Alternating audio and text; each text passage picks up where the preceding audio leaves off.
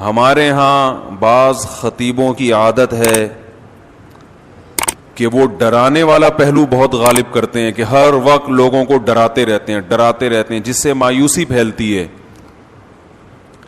اور بعض خطیبوں کی عادت یہ ہوتی ہے کہ وہ اللہ کی رحمت کو ایسا بنا کے پیش کرتے ہیں کہ بس سب کی بخشش ہو ہی جائے گی, اور رمضان میں تو ویسے ہی بخشا جائیں گے. جمعے کو مر گئے تو بخش گئے, رمضان میں مر گئے تو پھر تو بخشش پہ مہر لگ گئی. اور اگر رمضان میں 27ویں رات کو مر گئے تو بے شک چرس پی کے مرے ہوں پھر بھی کہاں جائیں گے؟ جنت میں جائیں گے. گانا گا کے مرے ہوں یا چرس پی کے مرے ہوں یا کسی کی جیب کاٹتے ہوئے مر گئے, جانا سیدھا کہاں ہے؟ جنت میں. یہ بھی غلط ہے. اس میں جو اعتدال کی بات ہے وہ وہی بات ہے جو اللہ نے بتائی ہے.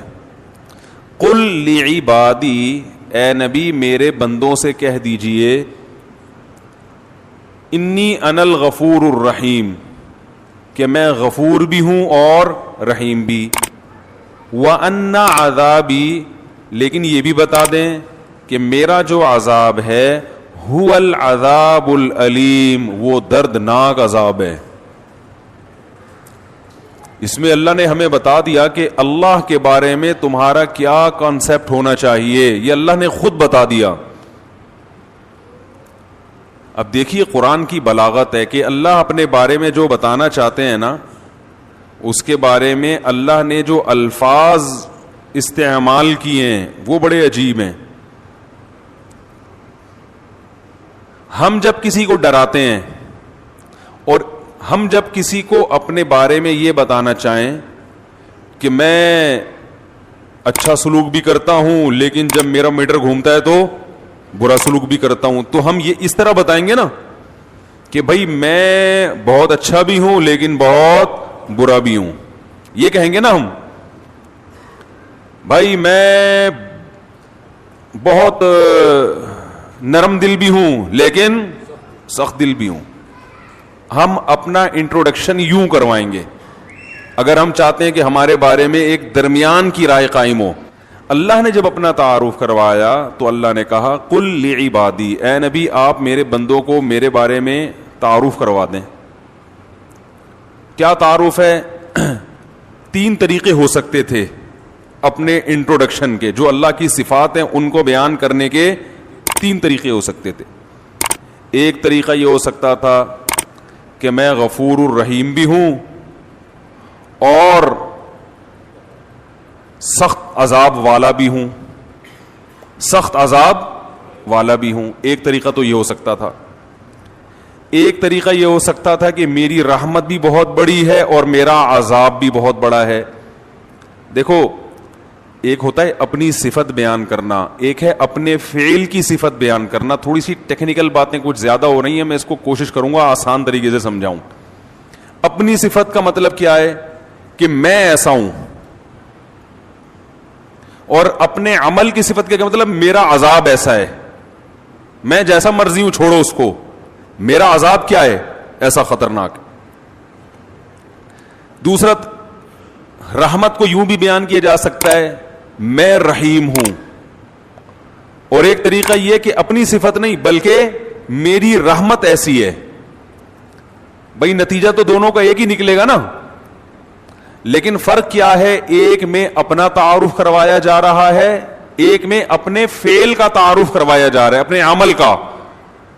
ارے بھائی جب کسی کو دھمکی دیتے ہو ایک طریقہ یہ کہ میں بہت سخت آدمی ہوں, اور ایک ہے میرا چماٹ بہت سخت ہے. اب سمجھ میں آئے گا جو میں کہنا چاہ رہا ہوں, میرا جھانپڑ بہت ٹائٹ ہے. ایک طریقہ یہ ہے نا, بھائی کوئی پیسے نہیں دے رہا آپ کے, 1 لاکھ روپے لے کے بھاگا ہوا دے نہیں رہا, آپ جاؤ گے اس کے گھر بیل بجاؤ گے, بھائی جان اندر, اب 25ویں دفعہ آپ کے گھر آ رہا ہوں, اندر باہر آئیے. جی کیا کام ہے؟ جی بھائی بات یہ ہے کہ میں 25ویں دفعہ پیسے مانگنے کے لیے آ رہا ہوں آپ کے گھر میں. وہ کہہ رہا ہے یار اصل میں ایکچولی مسئلہ, جیسے کہ لوگ کرتے ہیں, ایکچولی مسئلہ یہ ہے کہ وہ ابھی میرے پیسے بھی نکلے نہیں ہیں, کھلے نہیں ہیں, یا کیا ہے, کوئی بھی ٹاپک کرا دے آپ کو, تو آپ اسے 2 طریقوں سے دھمکی دے سکتے ہو. ایک تو یہ کہ تجھے پتہ نہیں ہے کہ میں کون ہوں, میں بہت سخت آدمی ہوں, اور ایک یہ کہ میرا چماٹ بیٹا تو نے بھی میرا جھانپڑ کھا کے دیکھا نہیں. یہ دھمکی دینے کے دو طریقے ہو گئے, ایک اپنی صفت کو بیان کیا جا رہا ہے کہ میں ایسا ہوں, اور ایک اپنے عمل کو کہ میرا چماٹ ہے بھائی وہ ایسا ہے. تو اللہ تعالی نے جب رحمت کا تذکرہ آیا تو یہ نہیں فرمایا میری رحمت بہت بڑی ہے, اگر دوسرے مقام پر تو فرمائے میری رحمت بہت بڑی ہے, لیکن یہاں دونوں کا جب ایک ساتھ دونوں صفت کو جب ہائی لائٹ کیا جا رہا ہے اکٹھا, دو متضاد صفات کو, تو رحمت کو اپنی صفت بنا کے پیش کیا, عذاب کو اپنی صفت بنا کے پیش نہیں کیا. کہا قل لعبادی, میرے بندوں سے کہہ دیں, انی انا الغفور, میں مغفرت کرنے والا بھی ہوں اور رحم کرنے والا بھی ہوں, یہ میں والا ہوں, لیکن عذاب والا نہ ان عذابی, میرا جھانپڑ بھی بہت سخت ہے, میرا عذاب بھی بہت کیا ہے, سخت ہے. اس سے پتہ چل گیا کہ میں عذاب والا نہیں ہوں. آئے ہائے ہائے ہائے, بہت مشکل ہے سمجھانا بھائی. میں عذاب والا نہیں ہوں, لیکن کبھی کبھار جب عذاب دیتا ہوں تو پھر ہلکا جھانپڑ بھی لگا دیتا ہوں میں کبھی کبھار, پھر وہ جھانپڑ بہت سخت ہوتا ہے, وہ مکہ بہت سخت ہوتا ہے, وہ عذاب کا کوڑا بہت سخت ہوتا ہے. اس میں اللہ نے اپنا انٹروڈکشن کروایا, ان تین طبقوں کو غلط قرار دے دیا اس میں اللہ نے. وہ طبقے جو ہر وقت اللہ کی رحمت ہی کو بیان کرتے ہیں اور لوگوں کو یعنی بے خوف کر دیتے ہیں کہ بس سب کی مغفرت ہونی ہے, رمضان میں مر گئے, چرس پی کے مر جاؤ, کچھ بھی کر کے مر جاؤ, یتیم کا مال کھا لو, بہنے کی وراثت دبا کے بیٹھے ہوئے ہو, حج پہ کر جاؤ گے سب معاف ہو جائے گا, اور جناب مہر کھا گئے, اور جناب وہ ابا سے بھی تمیز سے بات نہیں کر رہا, اماں سے بھی تمیز سے گانے بھی گا رہے ہیں, اور پتہ نہیں کیا کیا ہو رہا ہے. بس اللہ بڑا غفور رحیم ہے, یہ تسبیح پڑھ لو وہ تسبیح پڑھ لو اور اللہ تو معاف کر دے گا, سب کچھ معاف کر دے گا, بس حقوق العباد معاف نہیں کرے گا. بعض لوگوں نے یہ کہا کہ کیوں بھائی حقوق العباد, حقوق اللہ بھی اللہ نے کہا کہ میں معاف نہیں کروں گا جب تک پکی توبہ نہیں ہوگی اور آئندہ نہ کرنے کا عزم نہیں ہوگا. ہاں حقوق العباد میں یہ ہے کہ صرف اللہ سے توبہ ضروری نہیں ہے, مخلوق سے معافی بھی ضروری, لیکن دونوں کا مسئلہ برابر ہے. حقوق اللہ بھی معاف نہیں ہوتے جب تک پکی توبہ نہ ہو. تو ان لوگوں پر بھی رد ہے جو ہر وقت اللہ کی رحمت کو ہائی لائٹ کرتے رہتے ہیں اور ایسا اللہ کو بنا کے پیش کر دیتے ہیں کہ لوگ کہتے ہیں یار ڈرامے بھی دیکھو, فلمیں بھی دیکھو, خواتین پردہ بھی نہ کریں, مرد نظر کی حفاظت بھی نہ کرے, اور میرے بھائی سعودی بینک میں جاب بھی کرتے رہو, سود بھی کھاتے رہو, انشورنس بھی کروا کے رکھو کہ ابا مر گئے تو اتنے پیسے ملیں گے, صحیح ہے نا, نہیں مرے تو نہیں ملیں گے, اور وراثت بھی تقسیم نہیں کرو, حج واجب ہے آپ کے اوپر, فرض ہو چکا ہے, آپ بڑھاپے کے لیے اس کو ٹال رہے ہیں. آج حج کب ہوتا ہے؟ سارے کاموں سے فارغ ہو کر اب کرنے دھرنے کے لیے کوئی کام بچا ہی نہیں ہے, پیسے پڑے ہوئے ہیں, تو چلو اب حج کر کے آ جاؤ. ہمارے حضرت فرما رہے تھے ایک دفعہ بیان میں کہ لوگ رمضان میں یہ تو بتاتے ہیں کہ بخشش ہوگی بخشش ہوگی, روزہ رکھا, تراویح رکھی, بخشش پکی بخشش ہے, تیسرا عشرہ جہنم سے خلاصی, 27ویں رات میں تو جنت ہی جنت کا. یہ بھی تو حدیث میں آتا ہے کہ جو روزہ رکھ کے بھی جھوٹ نہ چھوڑے اس کو بھوک اور پیاس کے علاوہ کچھ بھی حاصل, اور جو تہجد پڑھ کے بھی برائی نہ چھوڑے اس کو رات کو جاگنے کے علاوہ کچھ بھی حاصل, یہ بھی تو حدیثیں ہیں. تو ایک طرف اللہ کی رحمت میں اتنا غلو کرایا جاتا ہے کہ لوگ گناہوں پہ جری ہونے لگتے ہیں, یار سب حلال ہے, سب کرتے رہو, بس یہ کر لیں گے, یوں کر لیں گے, ایک مسجد کے ڈبے میں چندہ ڈال دیں گے 5 روپے, اور وائپر والے کو 5 روپے پکڑا دیں گے, شیشہ بھی صاف ہو جائے گا اور صدقہ بھی ہو جائے گا, عیدی سینٹر میں ایک بکرا دے دیں گے. اور یہ بھی جب دیتے ہیں جب اپنا کوئی مریض بیمار ہوتا ہے. اور دوسری طرف غلو کیا ہے, بعض حضرات اتنا ڈراتے ہیں کہ 4 آدمیوں کے علاوہ کوئی جنت میں, وہ 4 مشہور شخصیات سب جانتے ہی ہیں, ان میں 2 پاکستان میں, ایک سعودی عرب میں, اور ایک مجھے بھی ذہن میں نہیں آ رہی, لیکن وہی جنت میں جائیں گے. انہوں نے ایسا دین کو بنا کے پیش کیا ہے کہ یہ سارے مولوی جہنمی ہیں بھائی, یہ سارے فرقہ پرست, اور ان مولویوں کے پیچھے چلنے والے بھی سارے جہنمی, اور جناب جو اچھے اعمال ہیں وہ بھی قبول. تو اس لیے بعض لوگ جہنم کا ایسا بنا کے پیش کرتے ہیں, لگتا ہے کہ جنت میں جانے والے 4-5 آدمیوں کے علاوہ کوئی جنت میں نہیں جائے گا. اور ایسا اللہ کے عذاب سے ایسا ڈراتے ہیں, یعنی جہاں شریعت نے گنجائشیں رکھی ہیں اس کو بھی اتنا سخت بنا. ایک صاحب جماعت کی اہمیت پہ بیان کر رہے تھے کہ جماعت کی نماز اتنی ضروری ہے, اگر نہیں پڑھی جماعت سے تو یہ ہو جائے گا, اور اگر تم, بس کیا بتاؤں میں نے کہا یار انہوں نے, جماعت کی بڑی اہمیت ہے اسلام میں, لیکن حضرات فقہا نے قرآن و سنت ہی کی روشنی میں کچھ آزار بیان کیے کہ بھئی یہ عذر ہے تو جماعت سے نماز چھوڑ سکتے. میں نے کہا یہ اتنا سخت بنا کے انہوں نے پیش کر دیا کہ اب جماعت سے نماز پڑھنا لوگوں کے لیے آسان نہیں بلکہ مشکل. لوگ کہیں گے یار یہ تو ہمارے بس میں ہے ہی نہیں.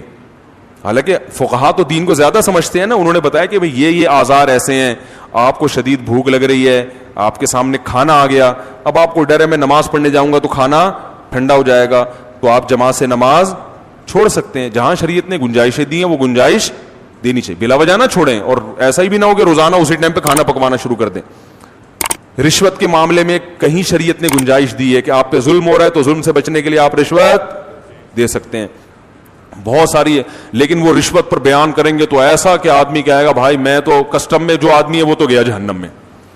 ویسے تو وہ ویسے بھی جنت میں مشکل ہی لگ رہا ہے مجھے بھی, میری اپنی رائے بھی یہی ہے, لیکن بعض کسٹم والے جنت میں بھی شاید چلے جائیں. ٹھیک ہے, وہ جو بیچارہ کنٹینر چھڑوا رہا ہے نا, کنٹینر چھڑوا رہا ہے, اس کو تو رشوت مجبوری میں دینی پڑتی ہے, وہ تو نہیں دے گا تو وہ تو کنٹینر قیامت تک اس کا وہیں کھڑا رہے گا. لیکن محترم نے رشوت کے خلاف ایسا بیان کیا کہ جہاں شریعت نے گنجائش رکھی ہے وہ گنجائش لوگوں کو نہیں بتائی. لوگ کہتے ہیں یار ہمارا تو بزنس ہی نہیں ہو سکتا, ہم تو کاروبار کر ہی نہیں سکتے کیونکہ یہاں تو جگہ جگہ کھانچے کھلے ہوئے ہیں. حکومت کے جو سرکاری جو لوگ ہیں نا, افسران منہ کھول کے بیٹھے ہوئے ہیں, ان کے منہ میں جب تک ہڈی نہ ڈالو بزنس ہو ہی نہیں سکتا. تو مفتی صاحب نے فتویٰ دے دیا کہ ہڈی ڈالنا جائز نہیں ہے, تو وہ پھر وہ کہتے ہیں یار جانا ہی جہنم میں ورنہ تو بھوکے مر جاؤ یہاں پہ. تو یہ ایک شریعت کا وہ پہلو ہے جو بہت. حقوق پر بات ہوگی تو والدین کے حقوق پر بعض لوگ بات کرتے ہیں, اتنا زیادہ خطرناک بنا کے پیش کر دیتے ہیں کہ انسان کہتا ہے بھائی میں ماں باپ کے حقوق ادا کر ہی نہیں سکتا. وہ ایک مولوی صاحب نے تقریر کی, بولا ماں کا اتنا حق ہے, یہ ہو گیا تو جہنم, یہ ہو گیا تو جہنم, یہ ہو گیا تو جہنم. وہ پریشان, اس نے بولا بھائی میری اماں تو ویسے ہی مجھے صبح شام تنگ کرتی رہتی ہیں اور جھگڑا تو ہوتا ہی ہے. اس نے جا کے اماں کو جان سے ہی مار دیا. اس نے بولا یار جان سے کیوں مارا؟ اس نے بولا بھائی ان کے حقوق ادا کرنا میرے بس میں. آج میں نے بیان سنا اتنے خطرناک حقوق ہیں, میں نے کہا حقوق کا اڈا ہی ختم کر دو بھائی, نہ یہ رہیں گی نہ ان کے حقوق رہیں گے. تو اتنا خطرناک بنا کے پیش کرتے ہیں. حالانکہ جہاں اسلام نے ماں باپ کے حقوق بیان کیے وہیں ایک باؤنڈری بھی کھینچی ہے کہ اس سے اتنے ہیں, اس سے زیادہ بولو بھائی نہیں ہے. دو انتہائیں ہیں, تو اس میں اعتدال کا راستہ کیا ہے بھائی؟ اللہ کی ذات کے دونوں پہلو ہیں, عذاب بھی ہے اور رحمت بھی ہے, لیکن یہ بالکل برابر نہیں ہے. رحمت والا پہلو عذاب والے پہلو پر غالب ہے. تبھی اللہ نے رحمت کو ہائی لائٹ کیا, میں غفور بھی اور میں رحیم بھی, لیکن عذاب کے بارے میں فرمایا میرا جھانپڑ بہت سخت ہے, یعنی میں ایسا ہوں نہیں لیکن مجھے مجبور نہ کرو, اگر میری نافرمانی کی تو میں عذاب بھی دے دوں گا. تو رحمت غالب کیسے ہے؟ ایسے غالب ہے کہ نیکی کا ثواب بہرحال ملتا ہے اور وہ بہت کم ضائع ہوتی ہے, بہت اس میں ضائع ہونے کا آپشن کم ہے. جبکہ گناہ کا عذاب لازمی نہیں ملتا, اس میں توبہ کا دروازہ کھلا ہوا ہے. توبہ کر لو گے تو معاف ہو جائے گا, توبہ نہیں کرو گے تو پھر اللہ کا کوڑا بہت سخت ہے. فرمائے ان ربک لبالمرصاد, تمہارا رب گھات میں بیٹھا ہوا ہے نافرمانوں کو پکڑنے کے لیے. ایک ایک چیز نوٹ کر رہا ہے, ایک ایک چیز دیکھ رہا ہے. اللہ تعالی ہمیں اپنے عذاب سے بچائے. تو بھائی یہ جو گناہ ہیں ہمارے معاشرے میں, ان کو چھوڑ دینے میں ہی خیر ہے. ہمت کر کے چھوڑ دیں, پھر اللہ کی رحمت ہے, اور ایسی رحمت ہوتی ہے تتنزل علیہم الملائکہ. اللہ فرماتے ہیں تم گناہ چھوڑو گے نا تو تمہیں جو ٹینشن ہوگی نا, اس ٹینشن کو ختم کرنے کے لیے میری طرف سے تمہارے دل پہ فرشتے نازل ہوں گے. دوستو اس طرح کے اچھے بیانات سننے کے لیے ہمارے چینل کو سبسکرائب کرو اور ساتھ بیل کا آئیکن پریس کر کے آل سلیکٹ کرو. شکریہ. پھر ملیں گے نیکسٹ ویڈیو میں. اللہ